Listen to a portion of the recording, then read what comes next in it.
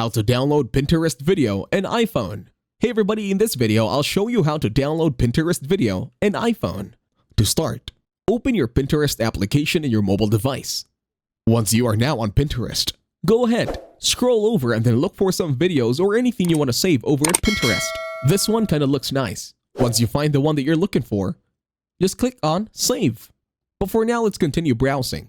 In here, let's use the search bar. And then, we search for video. Once we found the one that we like, tap on the three dots on the video itself. Then a window will appear. Now click on Copy Link. Once the link is now copied, close your Pinterest. Then head on over to your internet browser. On your internet browser, search for Pinterest Video Downloader. Then click on the link that says pinterestvideodownloader.com. In here, on the search bar, paste your link. Then tap on Download.